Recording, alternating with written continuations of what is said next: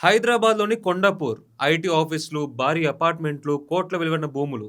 అలాంటి ప్రైమ్ ఏరియాలో ఉన్న 42 ఎకరాల భూమి ఇప్పుడు పెద్ద లీగల్ ఫైట్‌కు కారణమైంది. విలువ ఎంతో తెలుసా? సుమారు 4,000,00,00,000. ఈ భూమి మాది అంటే మాది అంటూ ఆంధ్రప్రదేశ్ ప్రభుత్వం నేరుగా తెలంగాణ ప్రభుత్వంతో ఫైట్ చేస్తుంది. అసలు ఈ భూమికి సంబంధించిన అసలు కథ ఏంటంటే, ఈ భూమిని 2005లో అప్పటి ఉమ్మడి ఆంధ్రప్రదేశ్ ప్రభుత్వం భగవాన్ శ్రీ బాలసాయిబాబా సెంట్రల్ ట్రస్ట్ అనే అత్యాధునిక ట్రస్ట్‌కిచ్చింది.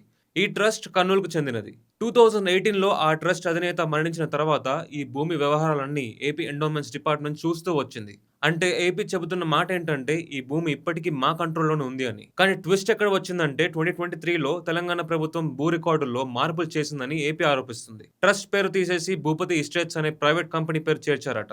అది ఏపీకి చెప్పకుండా, ట్రస్ట్‌కు అడగకుండా. ఇదే ఇప్పుడు పెద్ద సమస్యగా మారింది. దీంతో ఈ విషయం తెలంగాణ హైకోర్టు వరకు వెళ్ళింది. 2024లో ఈ భూమి బదలాయింపుపై 20కి పైగా పిటిషన్‌లు దాఖలయ్యాయి. కోర్టేమంటుందంటే ఏపీ, తెలంగాణ ప్రభుత్వాలు ఇద్దరు కౌంటర్ అఫిడవిట్‌ను సమర్పించాలని. ఏపీ వెంటనే ఇచ్చేసింది. కానీ తెలంగాణ ప్రభుత్వం మాత్రం ఇంకా ఇవ్వలేదు. దీంతో కోర్టు కాస్త సీరియస్ అయింది.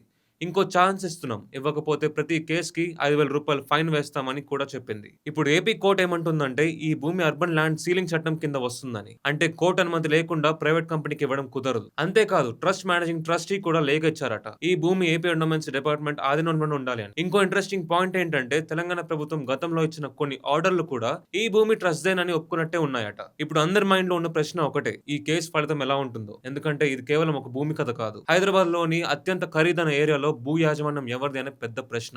ముందు ముందు తెలంగాణ, ఆంధ్రప్రదేశ్ మధ్య వచ్చే భూ వివాదాలకు ఇది కీలక కేస్ స్టడీగా మారే అవకాశం ఉంది. మరి ఈ కేసులో కోర్టు చివరికి ఏం తీర్పిస్తుందో చూడాలి. ఇలాంటి ఇంట్రెస్టింగ్ అప్డేట్స్ కోసం జేటీవీని ఫాలో అవ్వండి.